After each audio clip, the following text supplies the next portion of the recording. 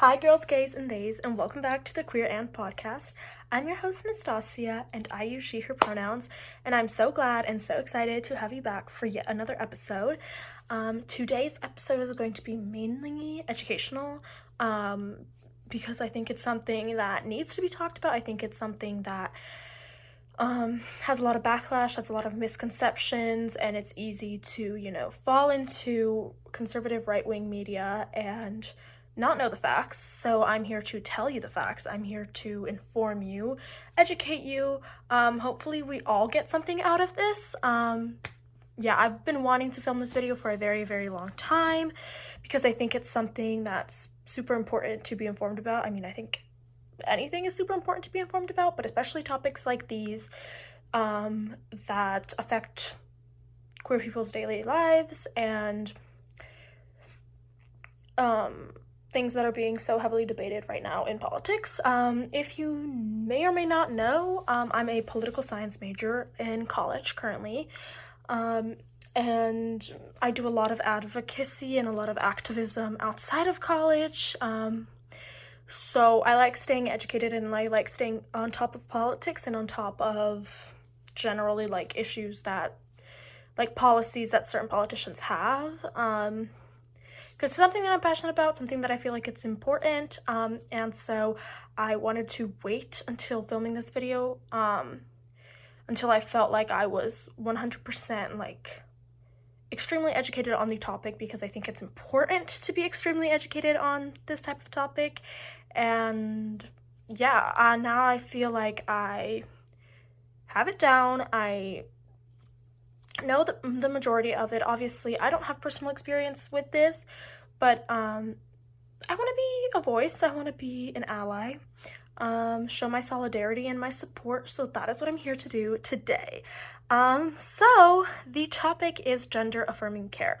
I've actually done some short reels on my Instagram before regarding misconceptions about gender-affirming care. I talk about gender-affirming care a lot because it is something that is being debated every single day by our politicians and by our government. So yeah, it's something that's very prevalent right now, and I want to debunk myths about gender-affirming care. I want to debunk misconceptions about gender-affirming care, educate the youth, so that you know who to vote for, you know how to vote, you know why to vote, and so that you just understand basics, and we all learn and we all have different experiences, but I think it's important to educate because there are people who are genuinely willing to learn and genuinely might be confused or might not know what resources to go to, or might not just, they might not know, what gender-affirming care actually is and all of that. And I think it's important to educate those people because the more people that we can educate, the more people we have on our side, and the more people we have on our side, the better, because that gives conservative politicians less of chance at elections and etc. Yeah, this is kind of a long intro, which I'm not usually used to. I like going into my topics right away, but I just wanted a little bit of a short intro just to get it out there. So yeah, this has been, as I've mentioned, heavily debated, but especially during the GOP debate, lots of talks about trans individuals, about gender-affirming care. There have been a lot of bans in conservative states such as Florida or Texas of gender-affirming care to minors, and also restrictions on gender-affirming care access to adults. So it's very important that we talk about this anti-trans movement that's going on in our country right now, because it is scary. And there are so many myths, and there are so many lies that are being spread about the trans community and about gender-affirming care. So let's just get into it. Let's start, okay?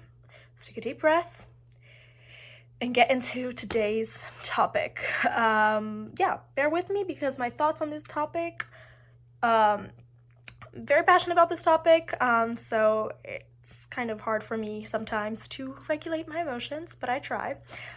So yeah, I'm going to start with basics. Gender affirming care is typically care that is provided to transgender individuals, and that kind of care, there's different ways that care can look like. It can be hormones, puberty blockers, surgeries,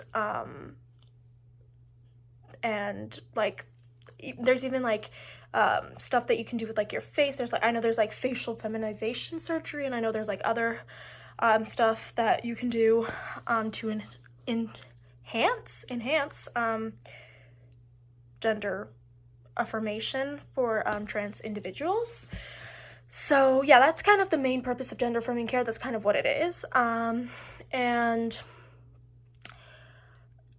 I think the main misconception currently about gender affirming care is that it's something that's just being given to minors. It's something that, you know, it's like so easily accessible to minors and whatnot and all of that, and that's not true at all. That is not true at all. To even be able to get gender affirming care as a minor, someone that is under 18, it is extremely difficult. There are a lot of regulations, and there are usually 99% of the time there needs to be parental consent, which most trans individuals do not have, or are unable to receive or get. So that's a huge thing already. Like, that's already something that's not true. And also, people like to make gender affirming care sound worse than it is, sound permanent or whatever, and they just think automatically gender affirming care, they just automatically think surgery. You know, they automatically think like, top surgery or bottom surgery. That's like what they go to right away, and they're like, we don't want our kids at 16 to be doing top surgery or bottom surgery. And it's like, that's not the case. That is not what's happening. So yeah, there are a lot of steps that are taken before a trans individual even gets to the point of being able to receive top or bottom surgery.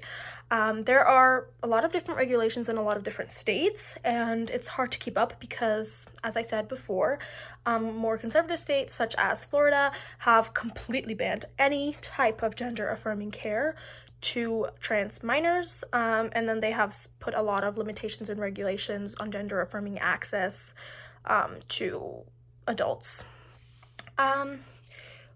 So I guess, yeah, I guess the main thing is the kind of gender affirming care that minors, if they do get gender affirming care, they aren't getting surgeries. Most of the time, they aren't even getting hormones. It's usually puberty blockers. That is, I don't want to say the newest, but it's something that's a little bit, I guess, newer. And all of this is reversible. Puberty blockers are reversible. Hormones are reversible, because apparently that seems to be something that conservatives are on and on about how, you know, it's a permanent decision that someone at 16 or whatever age is making, and it's like da-da-da-da, and it's like, that's not the case at all. I will be getting into detransitioning later in this episode, but before I get into that, it's like, even if someone were to change their mind about going through with transitioning, they can just stop taking puberty blockers or stop taking hormones, and then their body will be back to what it was in a few months or less. I mean, it's as simple as that. It's as easy as that. Totally reversible. It's like taking medication for whatever. Antidepressants. It's like, I guess it's like even less severe than antidepressants, because I feel like antidepressants you have to like slowly get down from, or like whatever. But it's like any type of medication that you take, and it's like, okay, you don't have to take it anymore. You stop taking it, and that's it. It's as simple as that. There's nothing permanent about it. So yeah, but puberty blockers, the purpose of puberty blockers, I guess, is it's used primarily for trans youth, because before like they go into puberty, because it stops puberty for so like let's say it's a trans mask that's being in question, it would stop their female puberty so that they're able to go through their male puberty once, you know, they get on hormones and all of that, because if you do not take puberty blockers and you are transitioning, you have to go through two puberties, because you already go through your puberty, right? And then you have to go through your transition puberty. And that can take a toll on your body, and on your self-esteem, on your mental health, etc. So puberty blockers are kind of an option for trans youth, so that they don't have to go through two puberties, they only have to go through one. Yeah, it's great in my opinion. It's amazing. It's super cool how our science works and how our science is improving day to day. And it's amazing that trans youth have this option, or at least, you know, privileged trans youth have this option. I think it's super cool. I think it's impressive. And obviously it's super safe.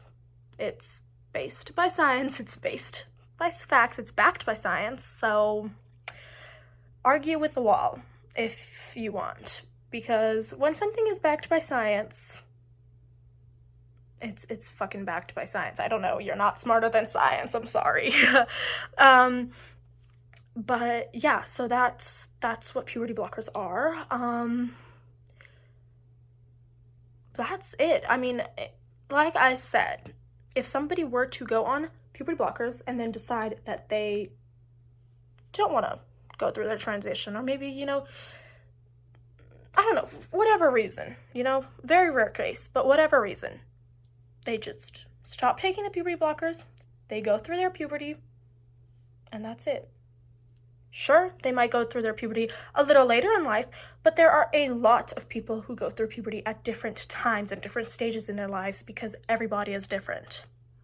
And that's completely normal. So you don't see anybody debating that. You don't see anybody arguing about that. So it's hypocritical to be arguing about puberty blockers. And sorry, my phone glitched out. But anyways, conservatives make puberty blockers seem a lot scarier than they actually are. And, you know, if that's all that you are being fed, you know, it's right-wing media and it's conservative media, and that's all you're basing your research off, I can understand why you might be scared of certain things, but it's not true. Those are not the facts. Yeah, I've heard conservatives say things about puberty blockers like, you know, it's irreversible. It's stopping the growth of your child. It's this and that. That's not the case at all. Not the case at all. It does not stop the growth of your child. It just stops their how do I phrase this? I don't know. It stops their old body's puberty, and it just starts their body's puberty, right? That's all it is. It stops the puberty, and it starts the flourishing of their puberty, you know, their gender identity puberty. So it's not stopping your development of your child, the development of your child, the growth of your child, anything like that. It's not doing any of that. So yeah, that it's only stopping the wrong body's puberty. I don't know how to like phrase it really, because I don't want to use insensitive language. And I'm a believer that trans people were born in the wrong bodies, and that they are just making a way. They have to go through an extra effort to be their true selves in their true bodies in their true form. So I don't want to use insensitive language, so that's why I'm kind of like using language as like old body, wrong body, whatever. Yeah, I don't know if that's the proper way to say it. I still have a lot to learn, but from what I've read and from, you know, trans people that I've talked to, they prefer it like they prefer talking about it like that. Every trans person is different, but that's just what I've been told, so that's what I'm using. But please let me know if there's a different and better way of saying it, because, you know, I'm here to learn as well. So yeah, and why puberty blockers are important and why puberty blockers are amazing. Puberty blockers are important and amazing because they lower or even stop rates of body dysmorphia. Body dysphoria. Body dysphoria is very, very common amongst the trans community, because when you already undergo the puberty process of your wrong body, you do not feel like yourself. You do not feel like you are in your right body. You do not feel like you are in your right skin, and you develop a lot of body issues and a lot of body dysphoria, because you feel dysphoric in your own body, in your own existence, right? Because you've already gone through that puberty and there are already, you know, parts of yourself that you may not like your voice, how low or high it is, you know, your breasts, or the fact that you don't have breasts, or like whatever it is, right? That trans individuals experience, and by providing your child with puberty blockers, it saves them a lot of mental health struggles and a lot of dysphoria around their body, because they get a chance to grow in their proper body. They get a chance to feel comfortable in their body, and to feel comfortable in their skin, and people who aren't on puberty blockers and, you know, start hormone treatment and gender-affirming care later on in their lives don't get that opportunity. So they have already all this dysphoria and dysmorphia surrounding their bodies that, you know, once they go on hormones, it gets better and better and better, but there are still a lot of things that they even deal with even within hormones, because when you start hormone treatment without puberty blockers, right, you have still undergone your puberty. You still have parts of yourself that you may not like. For example, if you are trans masc, you have breasts and you may not want to have those. So oftentimes people will use binders, which I guess the best way to describe it, it's like a bra that does the opposite of a bra. It's a bra that basically like binds your breasts so that they're like, that you can't see them as much, like in clothing and whatever. And it's something that a lot of trans people use for their dysphoria and dysmorphia. So that's something, but it also has negative effects, because if you bind for too long, that can cause health risks and back pain and back like risks.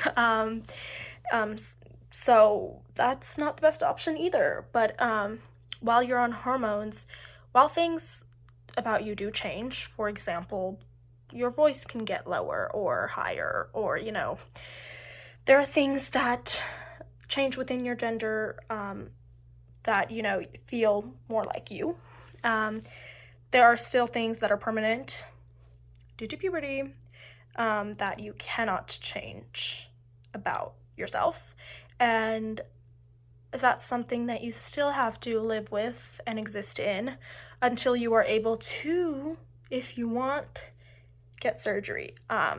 So yeah, that's why puberty blockers are super important for trans youth, because it gives them the opportunity to just have a little bit less dysphoria. There's still, I mean, not all trans people experience dysphoria. There are a bunch of different trans experiences, but most trans people do experience dysmorphia, and most of them experience severe dysmorphia, and it causes them to gain mental health issues, to gain mental disorders, to become suicidal, etc. Because, I mean, imagine if you are existing every single day in a body that does not represent how you feel, does not represent who you are. It is not an easy thing, and it is not a comfortable feeling, and it's something that's very hard to live in and exist in. So that, I mean, that's gonna come with its own struggles. So yeah, puberty blockers, we went over that. I feel like we got a good understanding and a good grasp of that, what that is. Now let's talk hormones. So hormones, you can take after puberty blockers. You can take, if you've never taken puberty blockers, like, you can take it at any point in your life. You can, hormones, you know. And a lot of cis people, actually, this is like another common misconception about hormones, is because conservatives like to shit on hormones, and they like to, you know, make it a thing that's only necessary for trans people, but that's not true at all. A lot of cis people take hormones, or need to take hormones, like, because it's required of them, because they may have a hormonal imbalance. Just totally, like, that happens. It's not that rare. There are a lot of cis people who have to take extra hormones to get, you know, like, hormonal balances. There are a lot of people who don't have periods and then have to take hormones to be able to get a period, right? To be able to have a healthy, functioning body. So it's not only something that trans people use, but it's only something that's being banned to trans people, right? Because for trans people, something like hormones is considered a gender-affirming care, and it's considered a privilege. But for cis people like myself, if I needed hormones because I had a hormonal imbalance, or my period stopped, or whatever the case may be, for me, that would not be a question. I would be able to go and get hormones right away, because I don't identify as trans. That's really the only difference here. And it's wrong. It's horrible, because they deserve bodily autonomy as well. It's really, all of this that we're talking about, it's really a question of bodily autonomy, right? And, you know, same thing with abortion, same thing with all of these bans that are currently happening in our country and in our government. It's bodily autonomy, right? Hormones are accessible to me, but not to trans people. That's just hypocritical. That just doesn't make any sense. If they weren't safe, if they were so dangerous, la la la, they wouldn't be accessible to anyone. They wouldn't be FDA approved. They wouldn't be science-based and science-backed and all of this, like, craziness that's being fed into you, right? It's insane. Oh my god, so insane. But for trans people, the hormones look different than maybe for cis people. Like, we get them for different reasons, right? Like, if I were to get hormones, it would be because I have some imbalance. For trans people, it would just be because they're taking it more for the gender-affirming part. So it's so that, like, let's say if you're trans masc, so that if you take testosterone, it can make your voice deeper, and it can, like, have changes to your body that make you look more masculine, and that affirms with your gender identity, and that's why you take testosterone. Or, you know, opposite, if you take estrogen, it would do the opposite effect, right? But estrogen and testosterone are extremely safe to take, and when gender-affirming care is accessible and affordable, it's safe. It can be unsafe when it's not accessible and not affordable, because trans people will be compelled to take it, and they may take too much of a dose or too little of a dose. They can, you know, not be getting pure hormones, like pure testosterone, pure estrogen, or whatever, and it may not be good brand, it may not be the right fit for their body, whatever the case may be. So it becomes dangerous if it's not accessible and not affordable, because it should be something that you are able to sit down with a medical professional and talk about, just like any other medication that you would be getting, right? That isn't like over the counter and isn't like just like a basic kind of medication, right? It's like, for me, I'm on antidepressants, right? It's something that's between me and my medical professional. It would be extremely unsafe if I just started taking them on my own, because I could have been taking the wrong one, the wrong dose, could be having all these reactions, etc., etc. So that's where danger comes in. Same with anything, right? So that's hormones. Then usually, I know in some countries, and probably even now in some states, there are like a certain amount of years that you have to be on hormones before you can receive gender-affirming surgery. But the next step that I'm going to talk about is gender-affirming surgery, and that is the most permanent. Well, it's permanent. Yeah, that's the permanent part of transitioning, I suppose. Because, like I said again, puberty blockers, not permanent. Hormones, not permanent. Stop taking them, it all goes back right to as it was, right?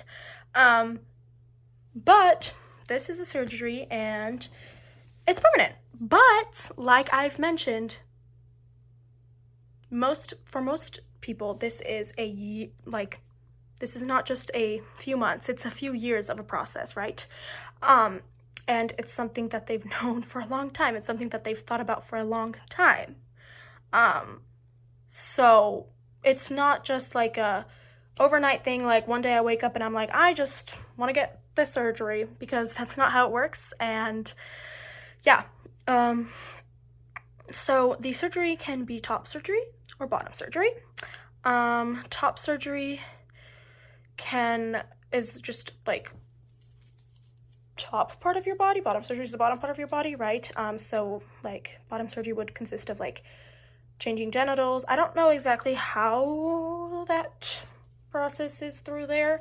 I'm not a medical professional, but that's what that looks like. And then top surgery is just breasts, so either making it so that you don't have them anymore, or giving, like, enhancing, like finding a way to like give you breasts, I think. Yeah, I'm more familiar with like trans-mass top surgery that's done than trans-femme top surgery that's done. But I think for trans-femme, a lot of it is hormones, because when you get estrogen, you go through the puberty and you grow breasts.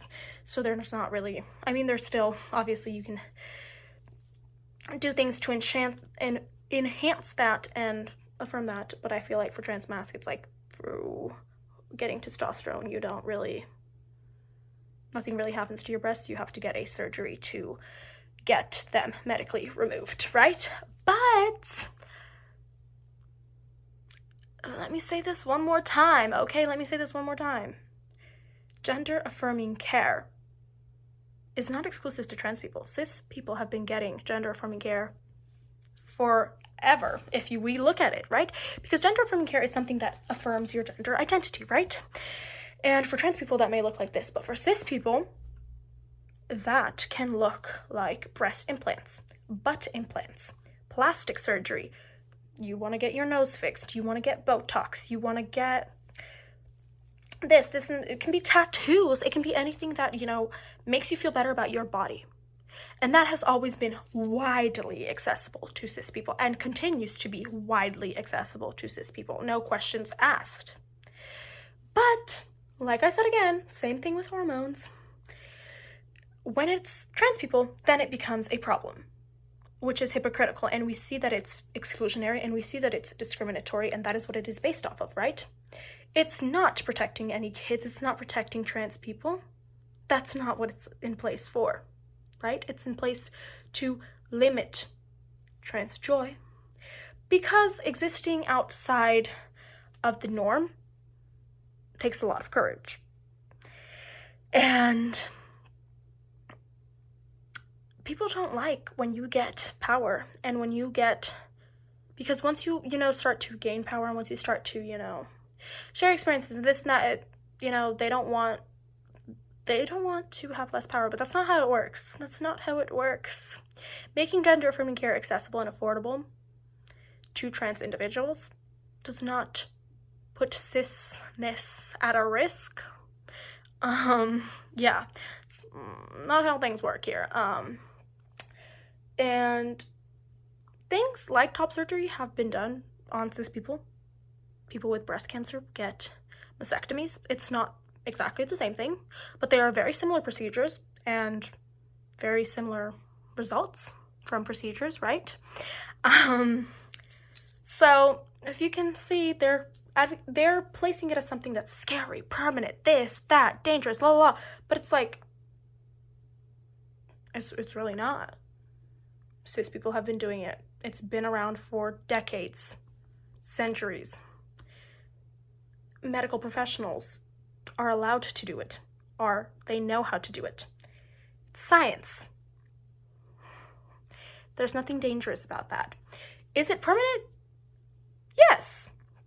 Okay, but let's talk about that permanent part, because I think that this is probably the most controversial part of gender-affirming care. It's this part. It's the permanent part, because people say, you're too young to know it. You're gonna change your mind. This, that, this, that, this, that. That's bullshit. Okay, that's bullshit. They've been using that same excuse for anything when it comes to bodily autonomy. For abortions, they say, oh, you're gonna regret having an abortion in 20 years, la la. It's like, how about you worry about yourself and I'll worry about myself, right? Like, thank you. But to throw out some facts and some statistics and some science, oof, love that. Because I know that there are misconceptions about the success rates of gender-affirming care. I know. I've heard it from conservatives, from Republicans, from a bunch of people that are uneducated, and I'm here to debunk that, because it ain't true. So, the amount of people within the trans community that decide that they want to transition medically, there is less than 1% of those people who regret their medical transition and who actually detransition.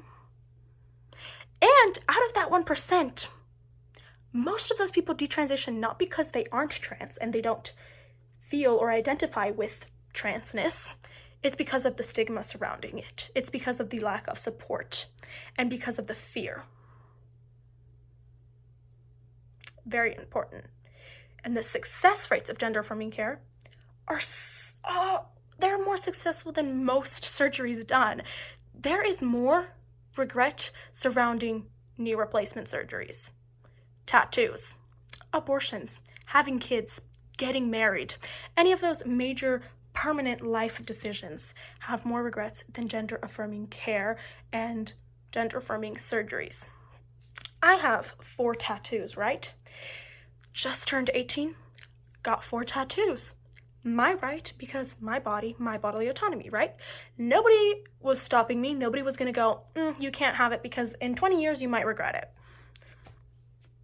That's a possibility, and that's a risk that I'm willing to take because I thought it out. I like these tattoos. They have meaning to me. I like how they make me feel within my gender identity. I feel like it, affirms me, la la la, all of that. Same thing. Like, it's ridiculous to be banning these things and protecting children because you're not protecting anyone. The fact of the matter is that people who get gender-affirming care and people who have early access to puberty blockers or hormones are much happier. It decreases suicide ideations by 73%. I want to sit with that statistic for a little bit. Gender-affirming care and access to gender-affirming care reduces suicidal ideation within transgender youth and transgender individuals by 73%. So that means that not giving trans people access to gender-affirming care gives them a way higher chance, by 73%, of having suicidal ideations. And with mental health and suicide being a very prevalent issue in the world right now, you are going to deny people of happiness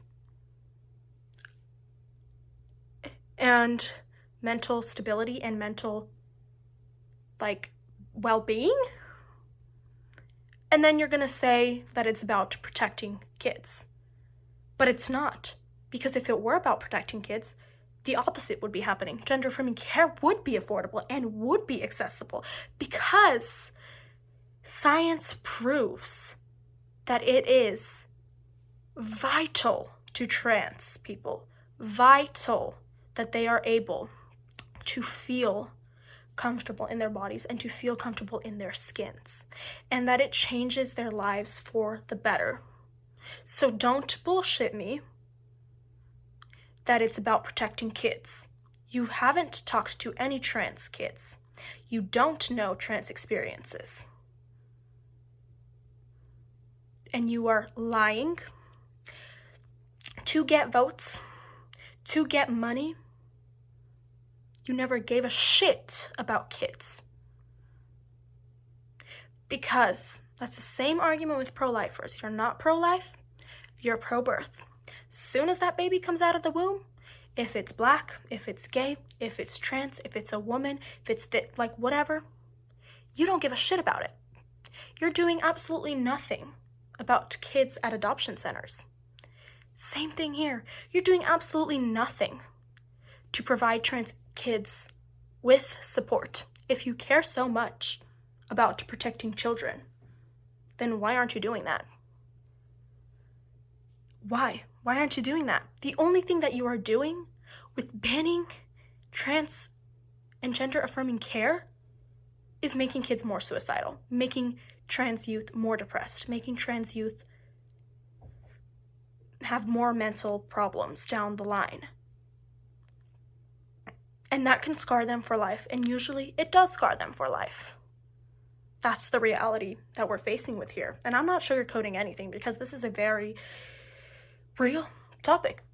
It's a very sensitive topic, but that's the fact of the matter. You don't give a shit about kids. It's never been about kids. So don't make yourself seem like some kind of fucking hero, because that's not what you are. It's not what you are. Using someone's correct pronouns, it's like the lowest step that you can go for, and you still refuse to do that. You're not going to use their correct pronouns. You're not going to use their correct name. You're not going to let them have access to puberty blockers or hormones or surgeries or whatever. You're making them live a lie.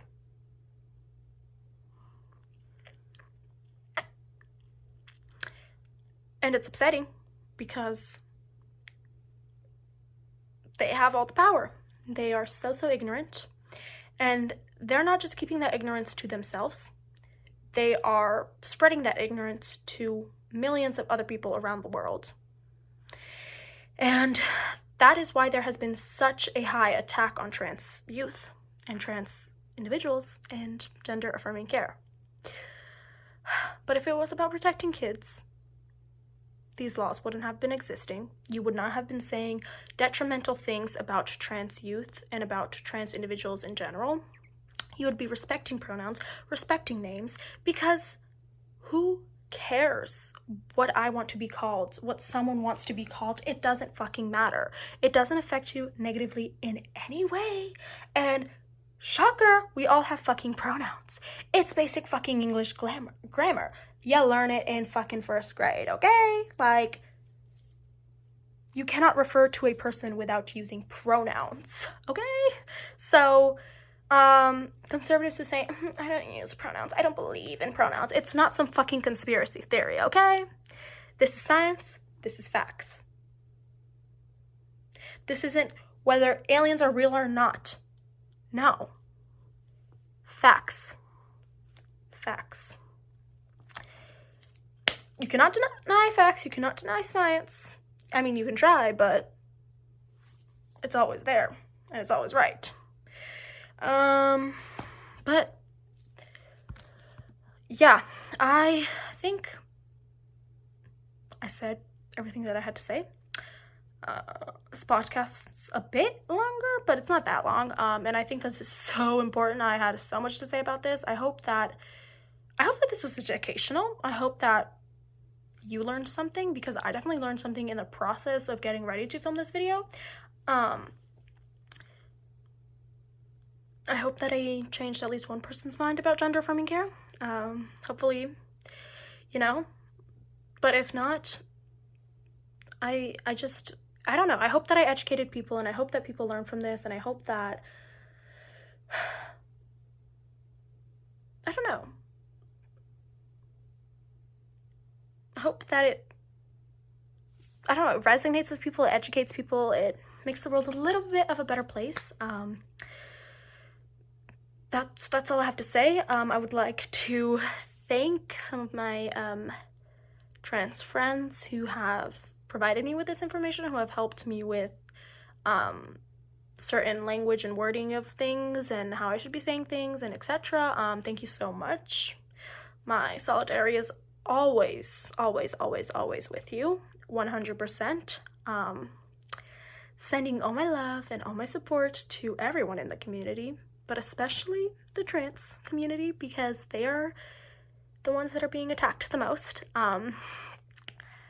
Thank you all for listening. Thank you all for sticking with me, and I'm super excited to see you next week. I have a very fun episode coming, but you'll have to wait and see what it is, so stay tuned. Follow me on social media. It's queer and, all lowercase, all together, and the word and is like spelled out, so it's queer and. You can follow me on Instagram and TikTok, Spotify, YouTube, all under the same username. Yeah. Thank you. Sending much love, and I'll see you next Friday.